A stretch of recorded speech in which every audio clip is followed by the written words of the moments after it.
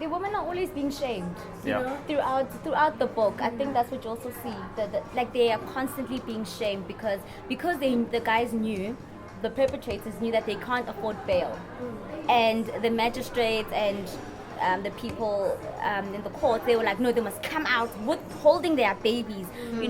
It's not enough for them that they're in jail. It's not enough for them that they were dragged out of their shacks like animals. Yeah. It's not enough that their kids are also in jail, but now they have to sit in court with the kids while the perpetrators, they get out on bail, and they have to sit there because they can't afford it. The book, it angers me, né? But but I think it also teaches a lot. I think it's given me it teaches us a lot about us as women as well, because I think in this book Uzakes, he's showing us how women believe a lie that becomes normalized and then creates their reality, and it becomes then that cycle, because the women believe that for us to survive we have to do this.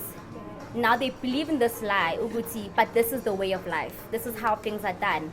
And not realizing, Uguti, the consequences of that are their kids being born mixed and being ostracized and marginalized from their own people, and not even finding a sense of belonging, because their moms are black, they're not mixed, but their fathers are white. But they are stuck in the middle and they can't find a home anyway. So they have to now create this little society for themselves where they belong, because Umpopi says something, Guti, I was not black enough and I was not white enough.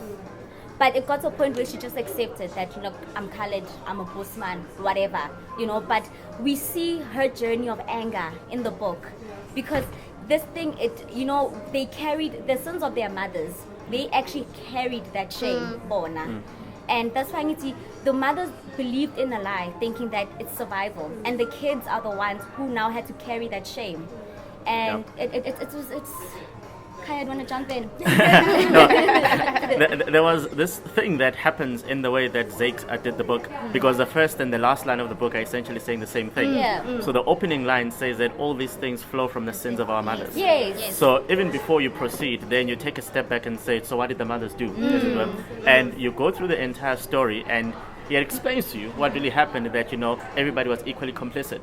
But the way society has been designed is that at the end of the day, the person who has the explicit expression of shame is going to be the woman. Yes. Because whether you and I engage in a relationship, you're the one that will be seen in public with the stomach. For me, I can insulate myself from this. And it's really a matter of how the patriarchal nature of our society has been designed, in that women have always shouldered an undue burden of society's ills, as it were, because of the spaces that they find themselves in. So their sense of agency is very limited, in that most of the things that they feel they can access has to go through a man, as it were. And the men obviously find themselves in a position of power where they can always abuse that type of resource. And that was just an explicit expression of, it can start even in the most intimate setup, a sexual encounter between two people, and then you migrate that into the immediate family environment, and then an entire village, and then eventually an entire society is replicating these distortions in the power patterns, as it were. And I think the question would be, what can be done differently? And I don't think that the intersection between the cultural, the religious, and the social narrative is actually centered on how you actually move women away from the position where they feel that their very existence must depend on what men are willing to give them, as it were.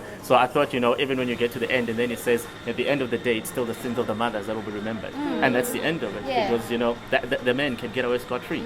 A man doesn't have to take acknowledgement or acknowledge his responsibility in either the social design or even the intimate family design of what goes wrong, because men just find a way to get away from these things. They can insulate themselves, whether it's through their greater access to financial resource or other resources, or even the very fact that nature designed it that the woman has got a 9-month burden while I've got a 1-minute contribution to the entire process. These are the things that we need to be able to try and say, how can we do things a bit differently? So I was actually reminded of the book a few months ago when that Spur encounter happened. So for a record, I don't understand why people go to Spur in the first place, but they do go to Spur. And there was this encounter between the Afrikaans guy and the black woman.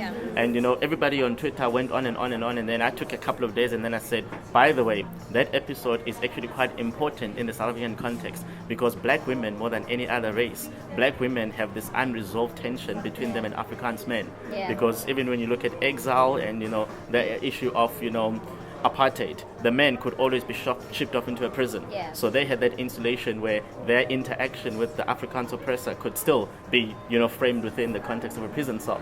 But the black women that were left outside, for them, their interaction was far more explicit and no one could ever defend them because it was undocumented. Yeah. So everybody can tell what happened in Robben Island, but nobody tells you that as soon as the men were shipped off into the prison, what did the police force do to the women they left behind?